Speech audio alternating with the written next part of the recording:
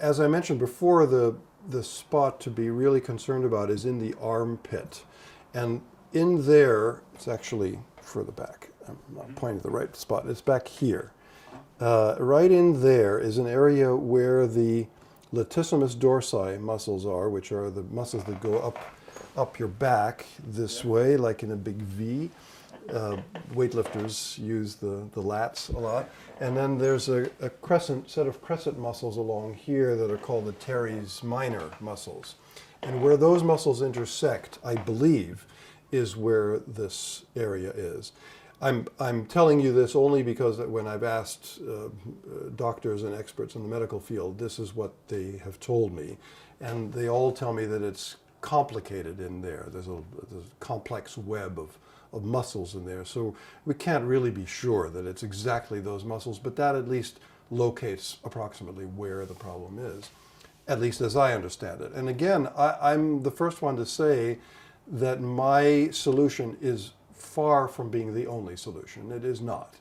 But it is a solution. I know because I've cured myself and I've cured other people. So, so once you recognize that, then you start to realize that you must give up control from the smaller muscles which are in the forearm.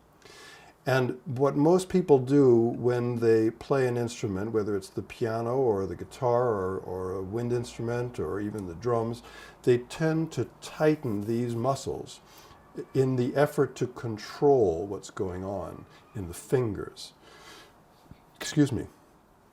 But what happens when you totally let go of that small muscle control, you gain larger muscle control from further back, and then you start to have a sense, it's almost like swinging a bat at a ball or swinging something. You're not just working from the tip of the bat, you're working from the bottom of the bat. So you actually have greater power, greater ease when you work that way. There are many things that help you get there, and one thing is being aware of the weight of the arm, the natural weight of the arm, which is basically the weight of the bones, which they don't weigh much. But if you just allow the weight of the bones to just hang out there, either you can think of them as falling or you can think of them as floating, whatever works. As soon as you get used to that kind of working, so to speak, of the arm, then suddenly all those forearm muscles let go and you no longer control it from there, but you have the possibility of controlling it from further back. So once you have a sense of arm weight, then you can start to access the larger muscles, which you can do in any number of ways, but one, for example, is quite easy, I think, to imagine the weight of the thumb, for example, in guitar playing, just falling to the ground, that as you're hanging in the string, you can fall and fall and fall and fall till there's nowhere to go but down, like a raindrop on a rooftop, which is one of my earliest focal dystonia students said, a Scottish fellow. And it was a wonderfully simple image, and I told him I'm going to steal it, and he said, okay.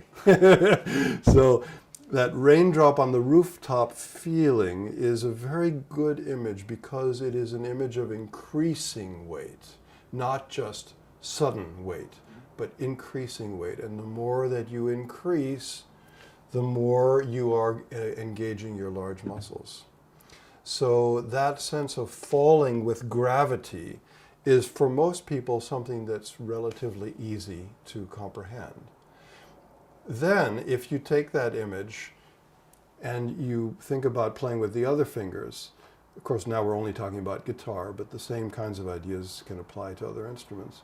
If, for example, you're plucking a string with your index finger and you think of plucking it upside down, falling with gravity, again the same way falling like the raindrop falls off the rooftop, then you have this sense of the weight allowing you to fall through the string.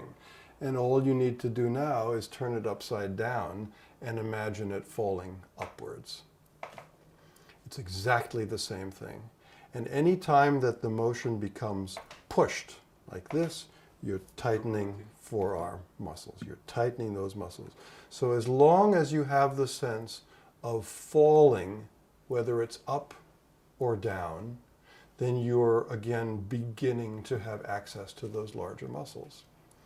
And then, one can get more and more refined as one goes along. And with each person that's suffering from this, I have to tell them very specific things that relate to their specific issues. But those are some of the basic premises. And another thing that nobody talks about, that I've heard of, is the issue of the thumb pad. This area here, most people are very tight in there, and that tightens everything else in the hand, and therefore when that tension is there, there's blockage to the large muscles. So what one needs to do is recognize the fact that in order to keep the thumb pad open and free, the thumb tip, the tip joint of the thumb needs to be either in neutral position, which is straight, or slightly flexed. But as soon as you go into an extended thumb tip, that immediately tightens the thumb pad, which immediately tightens the knuckle joints, the metacarpal joints, and that immediately puts a big obstacle, a big wall, brick wall, right here, so you can't get large muscles. So when this opens up and you can allow that thumb pad to be relaxed and soft, then the rest of the hand is released. And again, you have an open passageway. It still doesn't mean you're able to engage the large muscles, but it means you have the possibility of engaging them.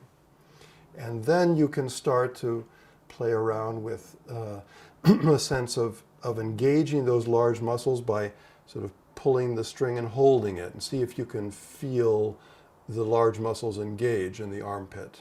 Most people can feel that right away, and some people can't. It just depends on their anatomy. But most people, when you have them do that, when you have them pull the string and hold it, pull the string and hold it, and try to do it with the whole arm, they immediately feel that happening. Or if you have them put the hand of the other arm in there and feel in that spot where those muscles are, they actually feel the muscles move. And then they realize, oh my God, this is not just, mysterious hocus pocus. This is the real thing. You're actually able to move those muscles. And once you understand that, then it's a process of honing it down and refining it until you can do this all the time. And the process always, as far as I'm concerned, is a process of starting with the big picture, with the exaggeration, just like I was exaggerating the large movements of the arm, and refining it more and more and more. Because if you refine it too quickly, you lose the large muscle engagement, because your old habits will kick in very quickly. Because focal dystonia is a very sinister culprit, and it wants to make you ill. It's almost like that. It's a villain. And so you have to banish it by constantly reminding the system how to do without the focal dystonia, how to completely even forego the small muscles of the forearm. And eventually, of course, when one is healthy or healthier, you bring back the use of the forearm muscles, and you have to use both small and large muscles in real playing. But in the beginning, you exaggerate. In the beginning, you go for the big picture, and then you refine it and get more and more close to fine detail.